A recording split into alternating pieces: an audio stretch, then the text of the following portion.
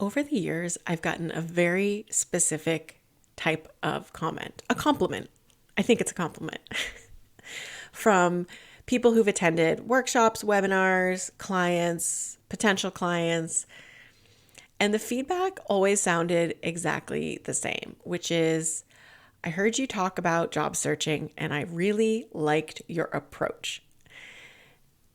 And I don't know why it took me like 11 years to talk about this directly, but that's what I'm doing in today's episode of Careers at the End of the World.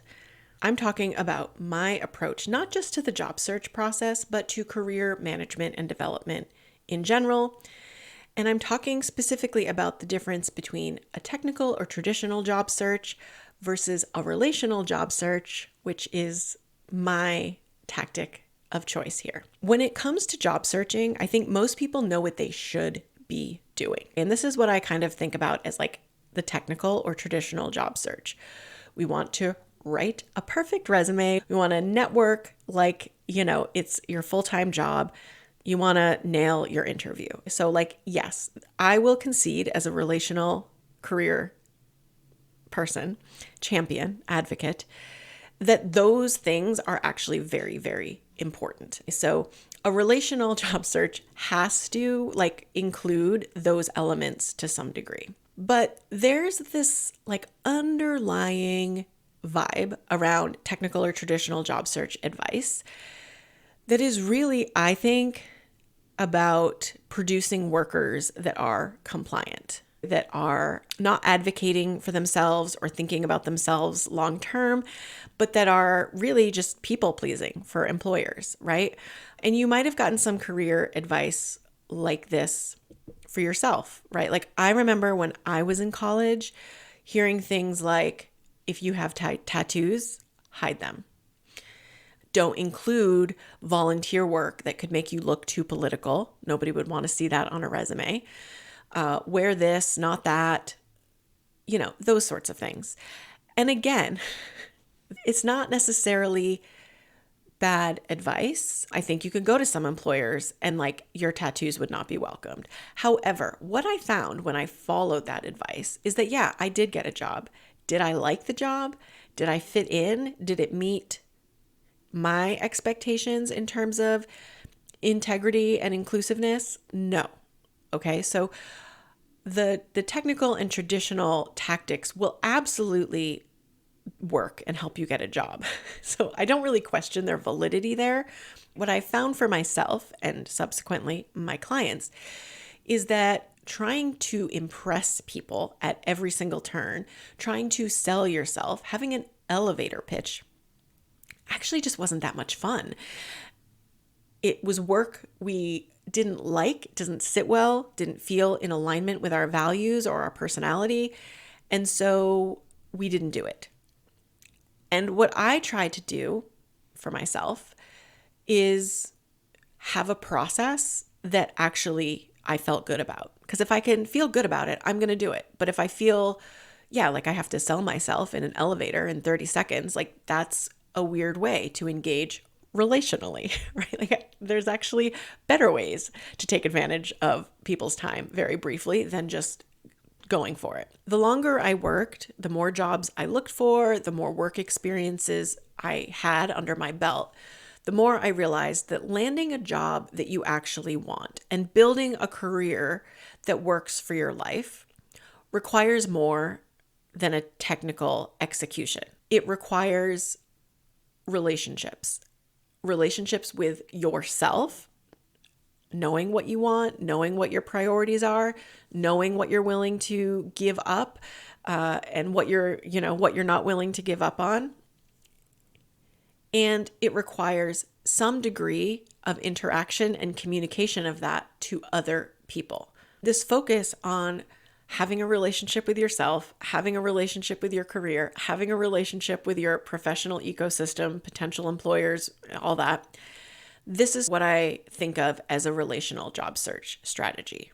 When you hear me say, I write resumes for human readers, that is a relational strategy with recruiters, right? It's a relational strategy for hiring managers. 9.5 out of 10 career professionals are trying to write a resume to get quote unquote past the ATS without having used ATS, without understanding how that works or the methodology of recruitment. And writing resumes for human readers, yes, says, look, I know I need a resume. I know there's a technical aspect to this, but there's also a person, probably a couple people, who put their heads together and wrote a job posting and went to the effort to tell me exactly what kind of experience they were looking for in the person they'd like to hire. What if I wrote my resume around that? Okay. Rather than guessing and adding a whole bunch of keywords and doing things like adding words in white font or having large lists of words, like we're taking that element out and replacing it with somebody's going to be reading this. Somebody's going to be reading this who wrote this job posting. Do I want to over-index on a tool that I don't know that much about? Or do I want to go all in on having a conversation with the person who crafted this job? I know what I'm choosing each and every time. Okay. I know what I'm choosing. I'm choosing the person who's doing the reading. And it's not that I don't pay any attention to applicant. If you've seen my resumes, you'll know I keep them clean. I keep them simple. I know they're being parsed and searched. But when we tailor it for the human reader, we're including the language that they included in the job posting. So we are doing a keyword strategy to some degree, but I never like to call it that because that's not really the strategy. That's happening implicitly. What's happening explicitly is I'm writing a resume and a cover letter for someone who wrote the job description.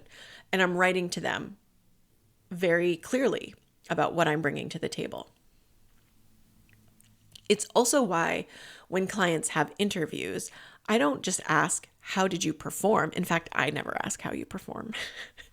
I never even asked that. I've never once asked that, but I will say, how did it go? How was your experience of the interview? Were you treated well? Were people thoughtful? Did you get breaks and a full day of panel interviews? Like those sorts of things, because you're getting a little bit of insight into what it's going to be like to work at this place. And if your day was stressful and packed and busy and no one even gave you a break to go to the bathroom, I'm not saying it's a red flag, but I am saying, wow, not a lot of awareness for people's comfort or needs in a long day of interviewing. A kinder, more, thoughtful approach would be, giving a person a couple breaks, a meal break, a bathroom break. That's normal. That's what I would expect, right? We become so focused on impressing people that we forget that we are also supposed to be impressed to some degree. We're looking for an opportunity that's going to be aligned, that makes sense. We want to work in places where people are treated well. I'm sure that's what my clients are bringing to these opportunities. And that's what I want these opportunities to be offering my clients as well. This is why I don't talk about networking, but I talk about nurturing your professional ecosystem, right? Like reframing how we're doing things and why, so that it's in alignment with how we actually want to operate in the world. So my question to you is, which kind of job search are you experiencing right now? What's your strategy here? Are you all in on the technical pieces, the traditional pieces, or are you really thinking about the people here? The people who have needs, priorities, desires of their own, whether that's in your ecosystem or it's your potential employer. And don't get me wrong, the technical stuff does matter. But when you orient around the relational pieces, I think we naturally take into account a lot of the technical pieces. And we add a very sophisticated layer that can give you confidence, can give you clarity, really embolden you to make decisions in this process and not just be, waiting for someone to make a decision about you. This relational approach asks you to slow down, to check in with yourself, to notice where are you trying to control the outcome in a place that's not yours to control. Like people will often come to me and be like, how do I get them to pick me? That's not really what we do. We don't get them to pick you. That's outside of our control. What we can do is pay close attention to what they've said they're looking for. We can position your experience doing that kind of work using those kinds of skills.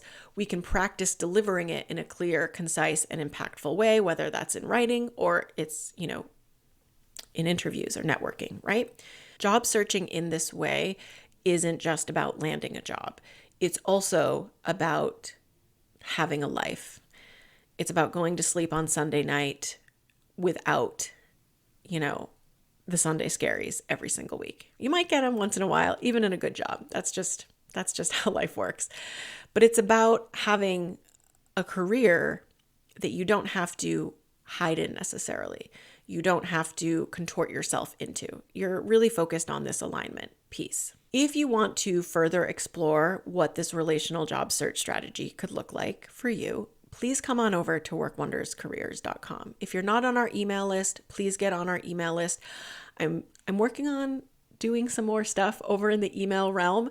So I'd love to have you there if that sounds even a little bit intriguing at this point. But truly, every service that we offer takes this approach. So it's going to go from how do I get picked to what am I choosing and how can I demonstrate my greatest strengths for these opportunities as clearly, concisely, effectively, efficiently as possible.